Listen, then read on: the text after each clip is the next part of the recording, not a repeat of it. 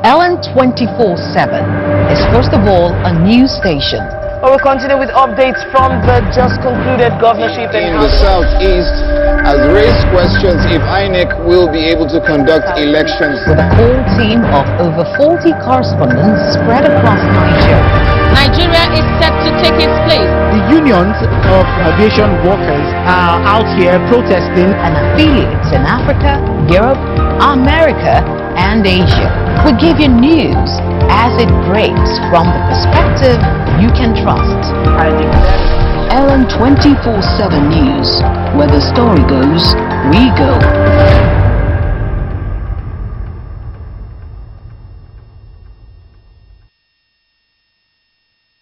Ellen 24/7 lights up your day with unbeatable shows that guarantees absolute access to stories that revolves around politics, entertainment, and sports. Breaking news, plus detailed reports and analysis. At Ellen 24/7, where the story goes, we go.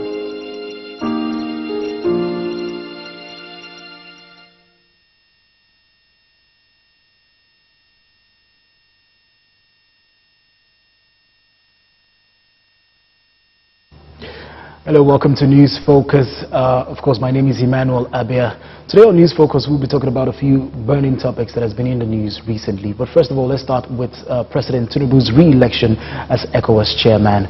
President Bola Ahmed Tinubu has been re-elected as chairman of the ECOWAS Authority of Heads of States and Government for another one-year term. Tinubu's first tenure ends on July 9th, 2024, but he was elected on Sunday by unanimous decision of other heads of government at the 65th ordinary session of the authority held at the State House, Abuja. In his acceptance speech, the president promised to serve the interest of the member states and build democratic values. Let's take a listen to the president. Round off today's 65th session.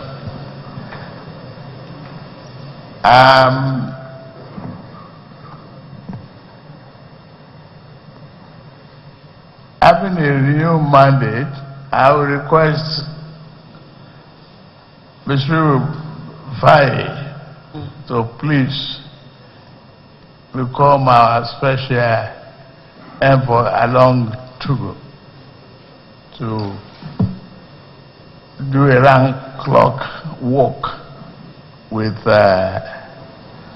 our brothers in Mali, Burkina Faso, and Niger, and coordinate with me if necessary, and with the commission.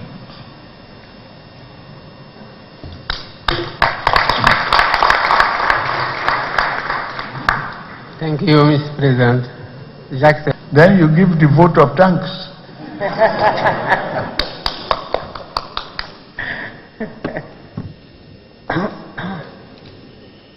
Now then, I've accepted to continue the service with great members and great minds that are committed to democratic value and the journey for us in the region. I'll continue my utmost best to serve our interests and build on democratic value and the structure that we inherited. Thank you very much, everybody.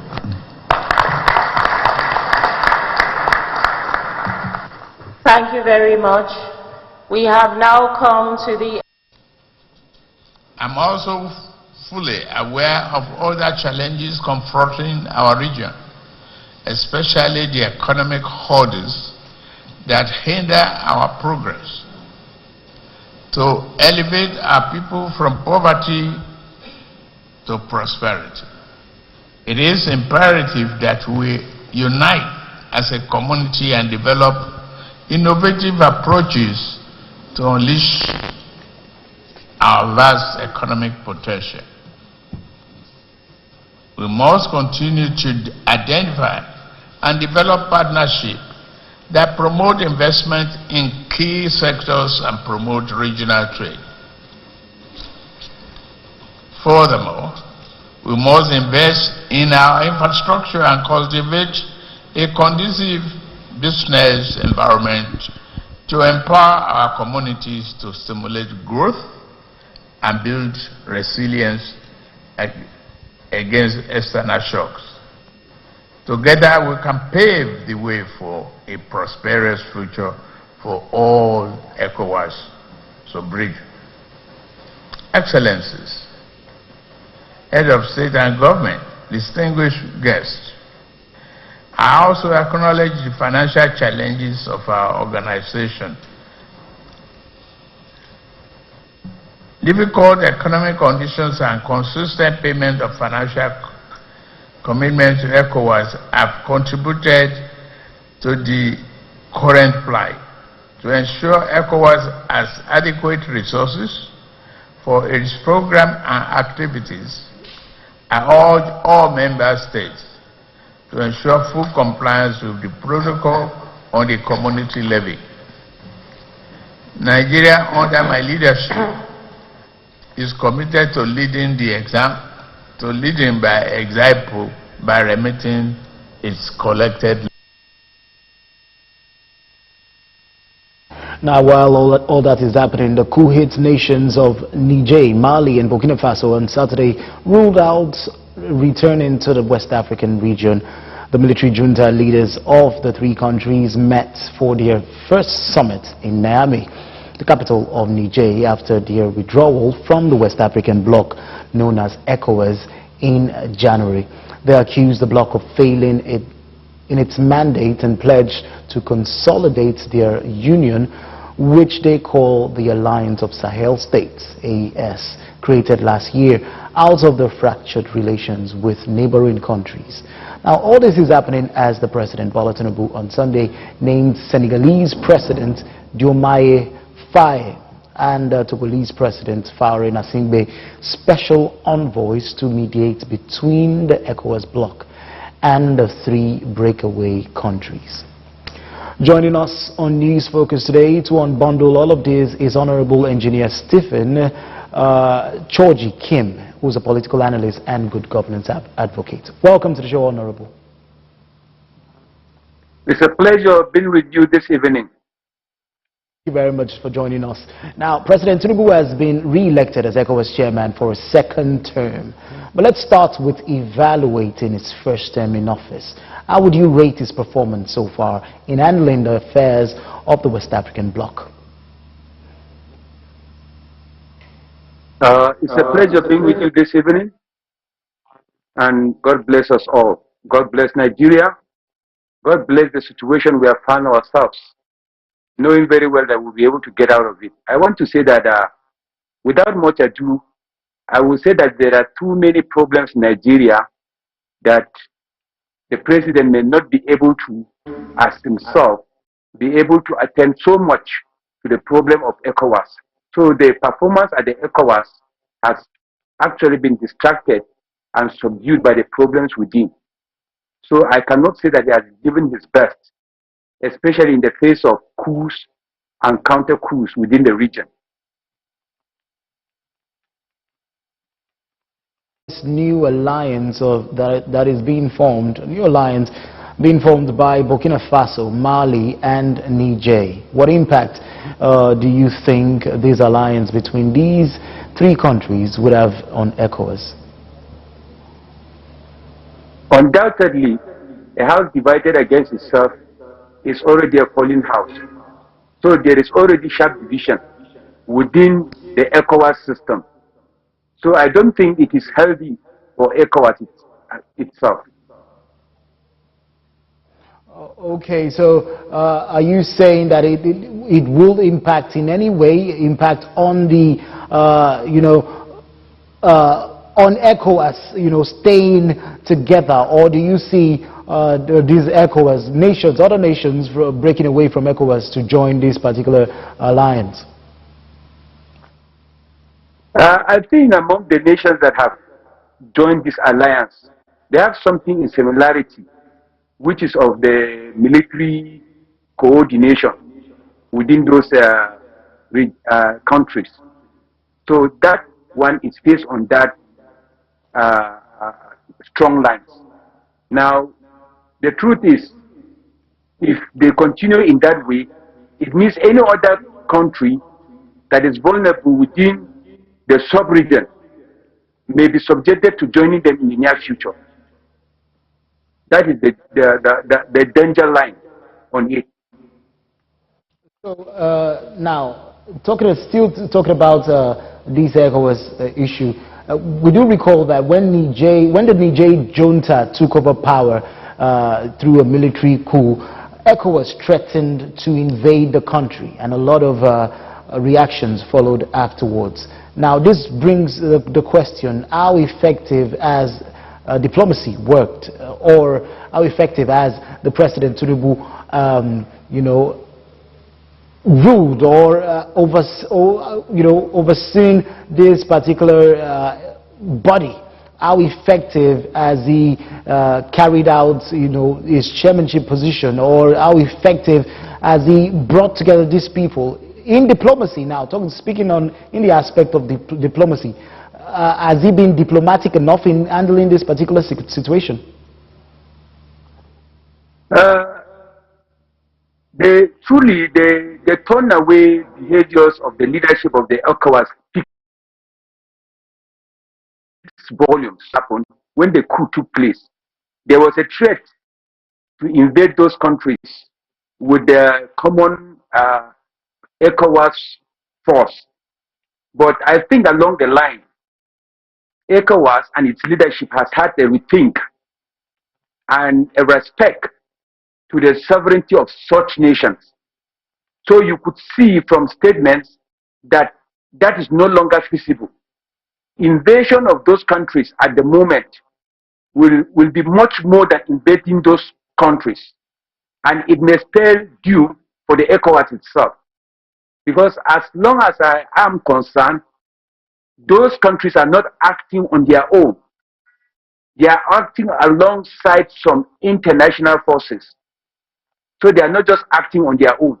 So the subpedaling of the radical approach ECOWAS was trying to venture on those nations, I think it has been subpedaled, and that is for our own good. It's rather they face it diplomatically the way they are trying to follow it, or face another angle to catastrophe within the region.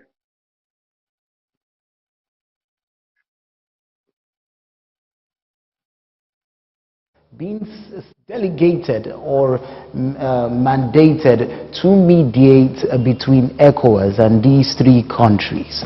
But there is a twist here. These junta leaders say they're basically opposed to neocolonialism, the same cause that sort of brought Faye into office. And then we have Faure Gnassingbé in that same envoy, a president whose family has held Togo captive for over half a century. What sort of response do you think this particular envoy that is sent to mediate or sent to bring back these three parties or these three juntas or these three countries into the body, what sort of response do you think they will get from these junta leaders? Anyway, for us to preempt their response will be premature, because based on what they have said, they are not ready for any neocolonialism. They are not ready to come back into the ECOWAS proper. They are not ready to reassociate with ECOWAS. But I think the move by ECOWAS to send those delegates there is the most important thing. No matter who they are sending, whether the person is seen to be having a different interest or not, I think the best way is to offer. The best way is to make the move. Then let us wait and see. Though they have already come out loud and clear to say that they are not interested, there must be a reason for that. But you see, when we are talking of neocolonialism, I find it very difficult to believe that we in Africa, we are independent. Because irrespective of our independence that we claim, it's like we are still being remote controlled by the West. One way or the other. Almost all the things that are happening in this nation are being controlled or in West Africa or even Africa itself. Most of the decisions are being remote controlled from the West. Therefore, I think we are not yet properly independent the way we should be. All right, you're talking about countries in the West African bloc being controlled, and also in other parts of Africa being controlled by external forces. Now, there are some suggestions that these juntas also have some sort of relationship with Russia. How do you think this will affect their response to this envoy? And also, what could be the overall effect of this Russian alliance with African countries in the overall scheme of things? Anyway, you could see that that was what I was preempting, or that is what I was trying to say, that all these decisions being taken by the junta is having an external remote control agency. There is an external remote control agency from outside, especially from the West. Now, we know very well that Russia is interested. And Russia has already invaded places like Ukraine. We know what is happening between Russia and Ukraine today. Therefore, it's just an extension of what is happening in Europe that is now gradually drifting towards Africa through these military juntas. They have their own interests. And the juntas have little or nothing to say except as per the decision of Russia and those countries that are behind these coups.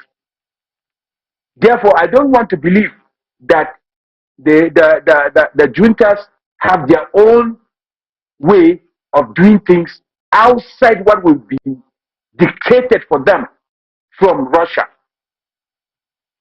Yes, okay, that being said, I am asking, what is the impact that this could have, this new relationship with the East now, moving away from the West? Because we've seen Niger, of course, ejecting U.S.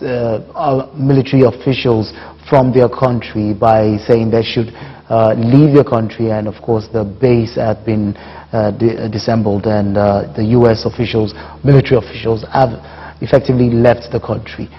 What would be the impact of Russia in Africa, or in the grand scheme of things? How do you think this would impact African countries, or at least West African regional bloc? Certainly, I don't see any difference of telling one Western nation to pack out and then asking another to come in. It's just like robbing Paul to pay John. It's just like plus minus. Once there's a plus minus, it means we are still static. However, I want to believe that it's just going to be another new romance in the same manner they were having with other Western countries, that they are asking to pack out of their nations now. Now, the difference may be if Russia has a better plan for them, then it's better. But in a situation whereby they have worse plans for them, then certainly we are out for the worse, or they are out for the worse. And it's a new beginning of those things that are likely going to happen that may not be so palatable for all of us. I think that is another beginning of neocolonialism in totality. Because if we don't have a saying of our own, and no one can come into leadership without these Western countries, it means we are still in bondage. It means we are still enslaved. It means we are still unindependent up till this moment. Therefore, I don't think that there's anything knew about the present situation, except as whether or no Russia would be better than the West that are packing out of those countries. These happening in ECOWAS and in the West African bloc, how do you think ECOWAS can resolve all these regional issues and move forward from that?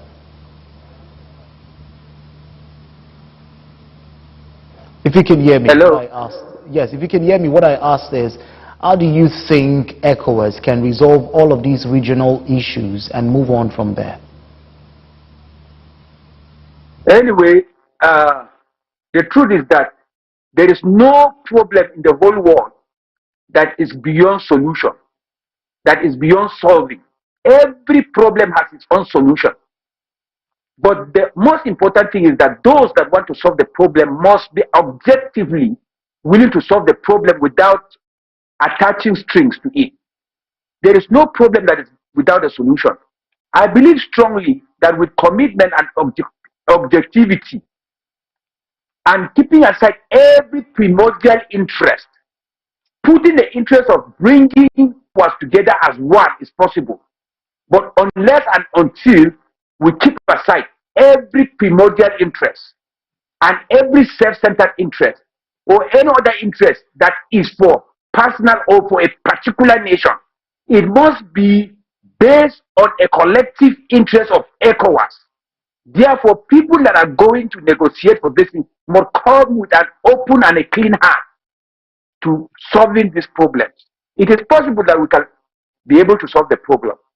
But where interest supersede the interest of ECOWAS, it means we are yet to see the dirtiest of all time. Speaking of interest, just before we move on to the next topic now, speaking of interest, do you think ECOWAS has its own interest, or do you think this regional bloc has been pushing the interest of the West more in this bloc? Member countries. I don't get you. I said, speaking of interest now, do you think ECOWAS has been pushing its own interest or the interest of these neo-colonialists or this or the West, interest of the West or interest of these international bodies that seek to control these African nations? Do you think you know, it's been advancing the interest of these people more than it's been advancing its own interest? That is, if it's really has its own interest that it's pushing on its people. I want to say without mincing of word that I don't think we are yet to come out with our own interest outside the interest that is being teleguided by the Western nations. Now, what I'm trying to say is that if truly we want to work on the interest of ECOWAS, it should be the interest of ECOWAS and nothing else.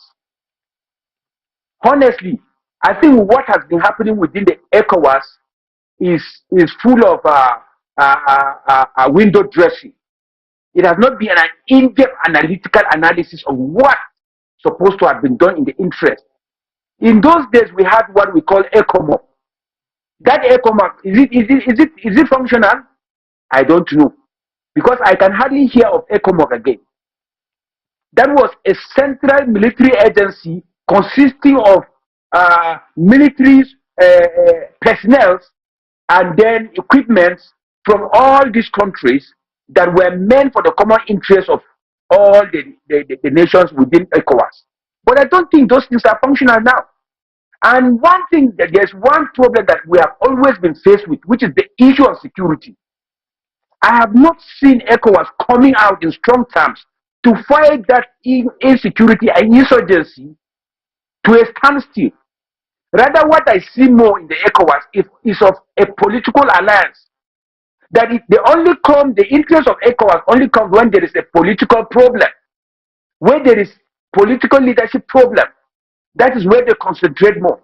I think they should learn to see it holistically. The problem of West Africa should be handled holistically. Not only when it comes to one side, you handle it, then to another, you play it soft. No. So I don't think we have an interest yet that is collective. Rather, it's an interest that is segmental. Only when it comes to the political arena will you see the leadership acting very strong. So I think we need to change from that perspective and begin to handle our problem collectively, wholesomely, wherever economically, socially, politically, morally, and otherwise. That is what we should be concentrating on.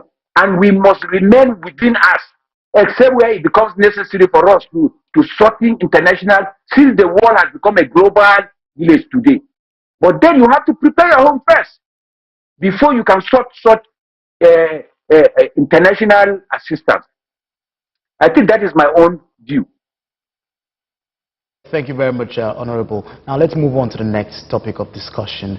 The Nigerian National Petroleum Corporation Limited, NNPCL, has given reasons for the return of fuel scarcity in the Federal Capital Territory, Abuja, and in some parts of the country. NNPCL, in a statement by its spokesman, Olufemi Sonoye, said the fuel scarcity was a result of distribution of ship-to-ship transfer from premium motor spirit,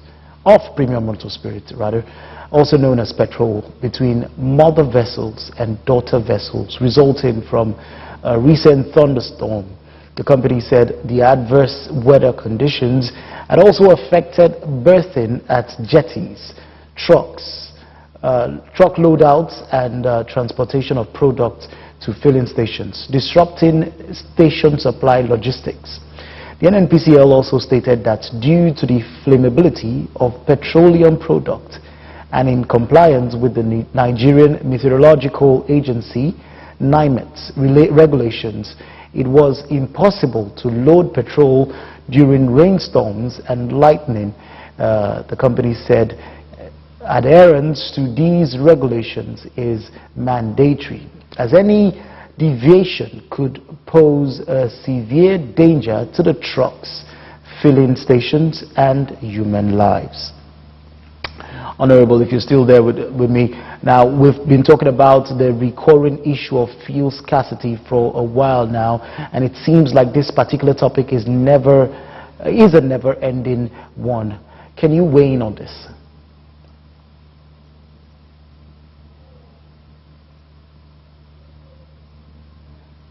Hello, Honorable.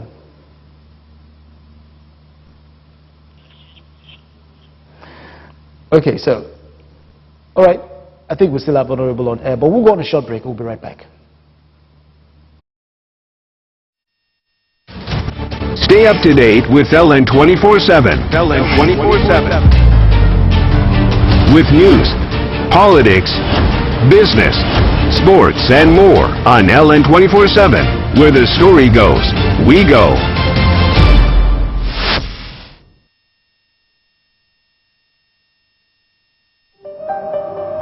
LN 24/7 is first of all a news station. Well, we'll continue with updates from the just concluded governorship in the southeast has raised questions if INEC will be able to conduct elections. With a core team of over 40 correspondents spread across Nigeria. Nigeria is set to take its place. The unions of aviation workers are out here protesting. And affiliates in Africa, Europe, America, and Asia. We give you news as it breaks from the perspective you can trust.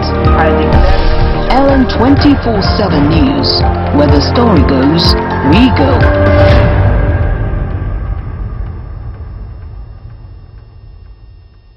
All right, welcome back. We've been talking with Honorable Engineer Stephen Choji Kim, who's a political analyst and a good governance advocate on several issues. Now we're talking about fuel scarcity. Now, Honorable, if you're still there with me, we've been talking about the recurring issue of fuel scarcity, and it seems like this particular topic is never-ending. It's a never-ending one. Can you weigh in into this? Yeah, it's rather unfortunate that this problem has persisted for a very, very long time. Year in, year out, petrol scarcity has become a recurring detriment on our streets, in our states, in our filling stations. It is a very, very pathetic situation. And I don't want to agree that any weather condition will be responsible today for the scarcity. Rather, I want to attribute it to short-changing of the process, manipulation of the process by administrators of this process to suiting some personal interests against the collective interest of majority Nigerians. It has become a recurring decimal on our streets that a nation that is so blessed with petroleum, it is so blessed with crude, that up to this moment we'll still be importing refined petrol. That up to this moment we don't have a workable refinery in Nigeria, irrespective of what past governments and present government is doing.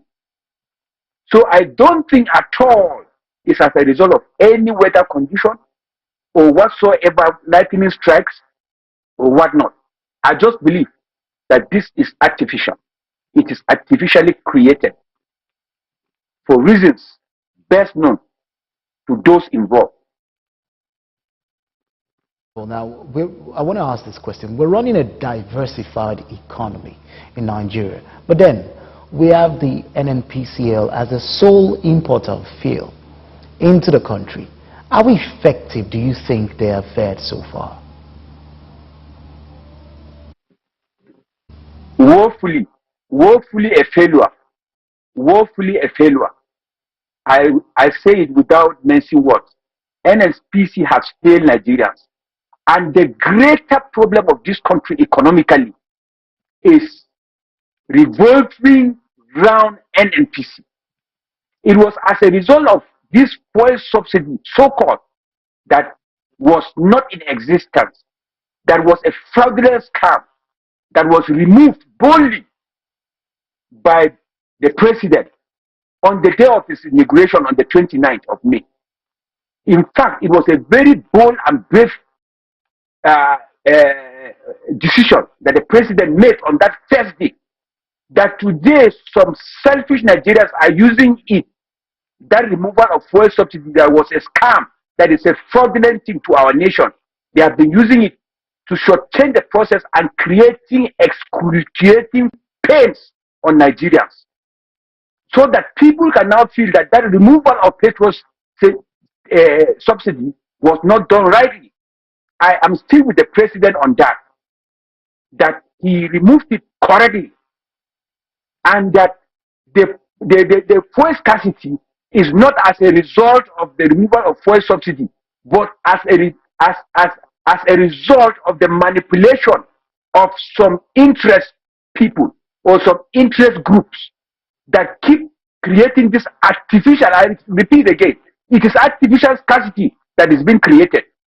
Therefore, I want to suggest to the president to have a rethink and overhaul the way he overhauls CBN, overhaul the entire NNPC, and replacing them with people that are serious to ensure that they address this system, and to work everything possible to see that at least we have some functional refineries in Nigeria.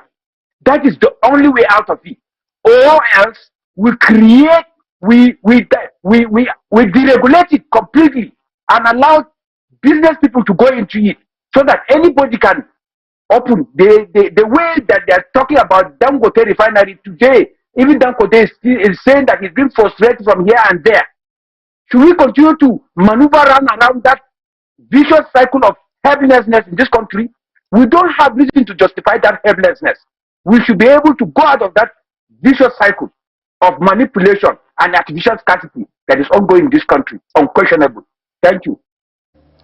All right, Honorable. One of the reasons importers have said or have given to be the hindrance in the way of them bringing in PMS, premium motor spirit, into the country is the subsidy that you've just mentioned. A subsidy that is being paid to the NNPCL by the government. The same subsidy that the government of President Tinubu has constantly denied paying. What is your thought on this? I agree with the president totally. That is not because of that subsidy removal, but rather those.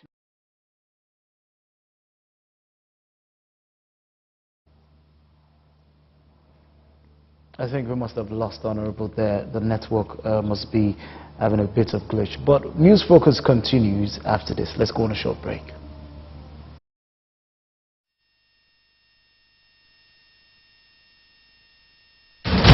Stay up to date with LN 24/7. LN 24/7. With news, politics, business, sports, and more on LN 24/7. Where the story goes, we go.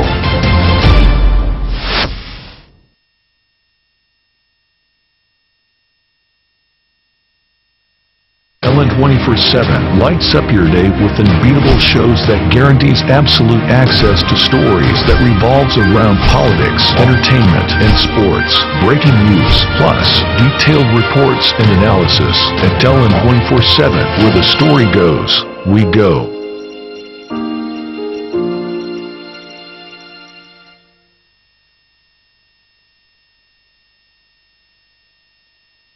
What makes the political system what it is today? What are the recurring issues? Order. The tussle for power. An extremely problematic area. The tension. The instability of the system.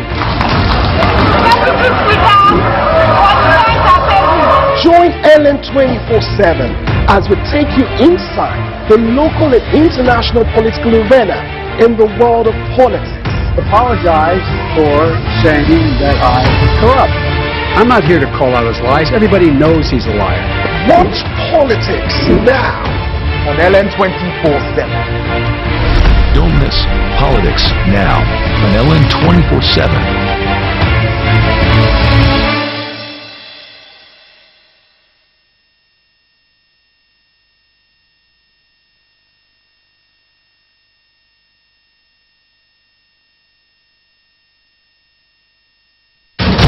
Stay up to date with LN 24/7. LN 24/7. With news, politics, business, sports, and more on LN 24/7. Where the story goes, we go.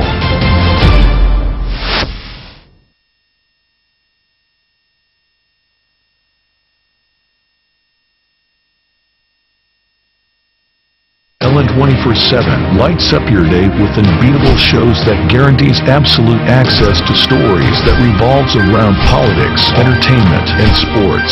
Breaking news, plus detailed reports and analysis. At LN 24/7, where the story goes, we go.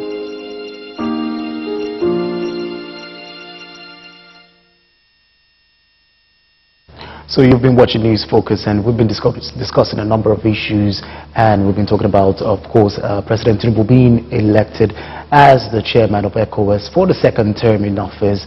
Of course, it's a one-year term, and of course, we've been doing an evaluation of his first year in office, so his first term in office, and how well he fared in, overseeing the affairs of ECOWAS.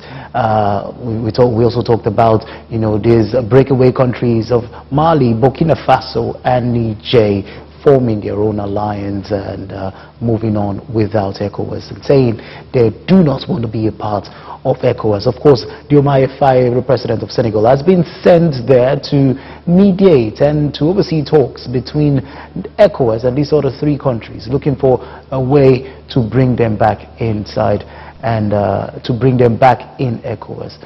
And of course, we also moved into talking about the fuel scarcity that has hit some part of Nigeria, talking about Abuja and some other parts of Nigeria, talked about what has been the reason and how the NNPCL has said that it is because of thunderstorm, the floods, and all or whatnot, that has been the reason why the fuel has not been delivered to filling stations, and that's been the reason that you have not gotten fuel in your car, in your generator tankers and all of that. It's been thunderstorm and flood. But then again, how do we move forward from all of these? How do we go past all of these issues? How do we connect?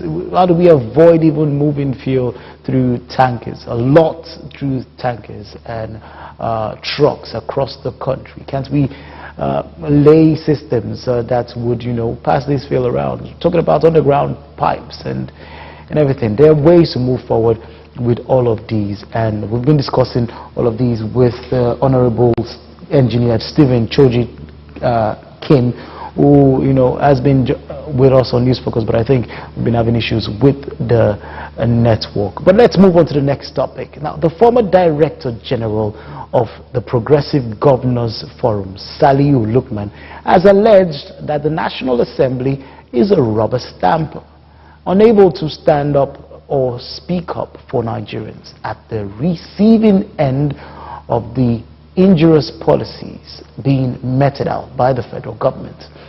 In a piece titled "Importance of Legislature to a Democracy," made available to the Guardian newspaper, Lukman bemoaned the absence of courageous individual voices able to speak up in both the Senate and House of Representatives.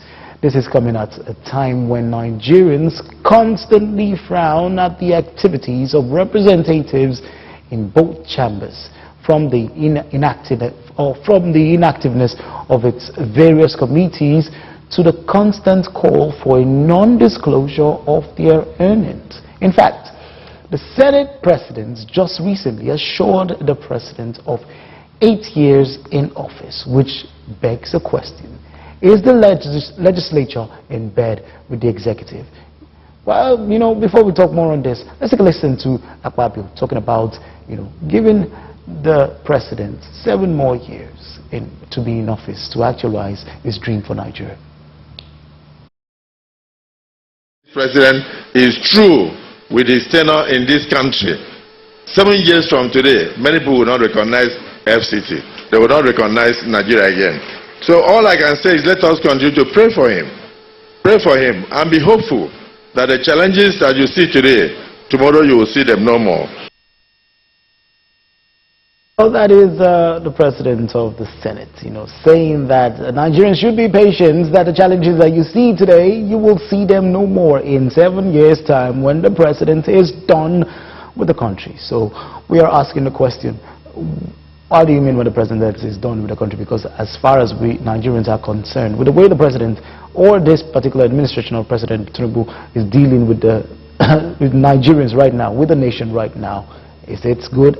Is it so far has it been, as his policies so far been good enough to Nigerians? Have Nigerians benefited or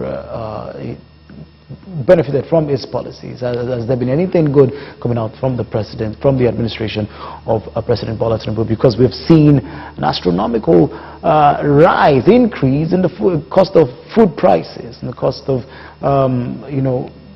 several things. Basic amenities are almost inaccessible, and Nigerians are at the receiving ends of all of these hits, all of these rising food prices, rising cost of living. Nigerians are trying so hard to deal with all of these issues, to deal with these many challenges so far that they're experiencing from the administration of President Tinubu. And I do have words that we have Honorable Engineer Stephen Kim joining us again on News Focus. Honorable, welcome. Seems like the network had some glitches. Yeah, sorry. This is the when you are talking, things may be network, all this and that, but we are used to it anyway. Thank you. I'm back again. Of course, thank you very much. Now, we're talking about the effectiveness of the 10th Assembly. Before you came on, we listened to the President of the Senate, Akpabio, saying that the President has 8 more years, and there are many questions that Because we know that it's a 4-year term for every, for every term that the president has to contest for another 4-year term. But the president is, Senate president is already saying that Tinubu has 8 years to stay. So it begs the question, is the legislature already giving a thumbs up, or already giving its verdict for the 2027 elections? And is the legislature already in bed with the executive? And it's a pleasure. What I just want to say is, I see his statement more of a political statement for a bandwagon effect than a realistic statement. He's just wishing the president 8 years. But constitutionally, we know we have voted him for 4 years. And Nigerians will decide at the end of the 4 years whether he will continue or not. I don't think anybody has the capacity and power to say he's going for 8 years. But that is his wish. At least it's a personal opinion. And it's an encouraging one to the president. But I think as Nigerians, we should sometimes assess statements such as this. Let us not sometimes take them in depth and start to analyze them beyond comprehension. Many things have been happening within the political arena. I don't want to believe that the Senate is a rubber stamp. I don't want to believe so. Because irrespective of some being allowing themselves to be used, most of them, and I still repeat, most of them cannot be used. Because the way and manner you see the Senate speaking now, the way and manner they are coming out on air, especially sometimes transmitting live their preliminaries on live television, they know the implication.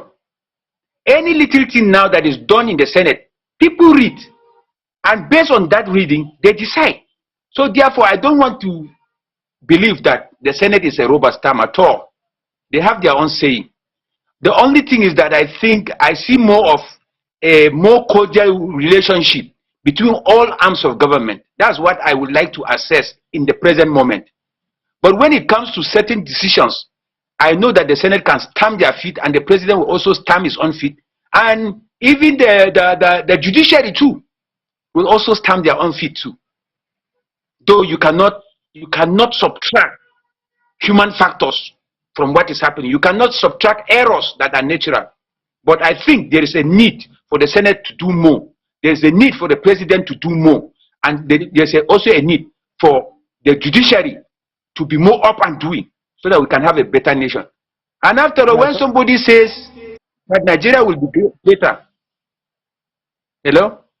Yeah, we can hear you. Now, I just want to come in here, talking about, you raised the issue of transparency, that they transmit all of your proceedings and sit-ins on live television. During those transmissions, we do see how the Senate is constantly defending, or constantly calling for the clampdown. In fact, we saw a member of the National Assembly was calling for the arrest of somebody who publishes earnings on social media. And there's so many questions being raised, that why are you against Nigerians knowing exactly what you earn in the National Assembly? You represent Nigerians, and of course they are privileged. They should be privileged to this information.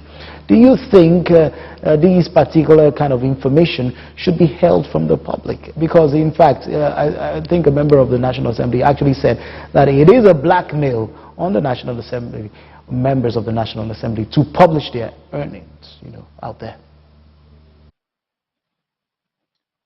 Anyway, I was watching one of those videos on social media, and I saw it in the Green Chambers. One of the representatives, I don't know his name, he was analyzing the entire package of what they take. I don't know whether it was just a window dress or something that was just acted upon. I don't know. But if it's reality that that information came up from the National Assembly, from their own chambers, then they should know that people are aware. The only thing is for them to come out and then tell the people what they are doing with those outrageous collections. That is all. Because I don't believe that all these things that they are collecting is for their own personal utilization. But mostly I believe it's for their constituency. But if it is for their own personal thing, then something is seriously wrong. All right, thank you very much, Honorable Engineer. Oh, go ahead, please. You want to finish your statement? What I want to say is, when we are talking about the Freedom of Information Bill, of what important is it that when you know that something is the truth, and you want to keep it to yourself, when you are representing the people, and when that thing comes out to the people, you should be saying that you just confirm that it's like that. It is in an attempt to deny what is really happening that is generating all this kind of roar, that is generating those kind of talks. It is in an attempt to clamp down on journalists. It's an attempt to clamp down on people that are saying the truth. It's an attempt of trying to silence the truth about the nation, what is going everywhere in this country, that is creating more problem. Because it's like there's something that someone wants to hide, and that shouldn't be of any representative. Therefore, I want them to stop. If truly they know that that is what they are collecting, they should stop. And they should stop harassing any journalist or anybody that is saying something. Rather, they should try to address it so that it will go in tandem with what the people want. In reality, with the hardship in the country, I think that will help them the better. All right, thank you very much, Honorable Engineer Stephen Kim, for joining us on News Focus today. It's been an interesting discussion with you. Thank you, and God you. Looking forward to see you.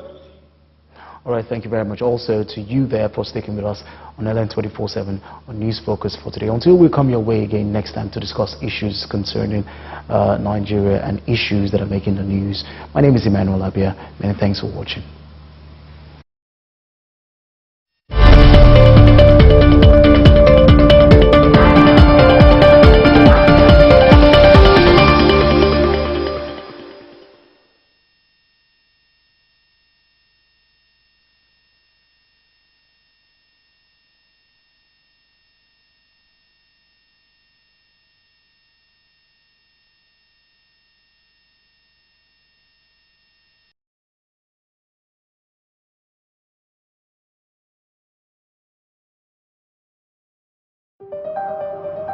LN 24/7 is first of all a news station. We'll continue with updates from the just concluded governorship in the southeast.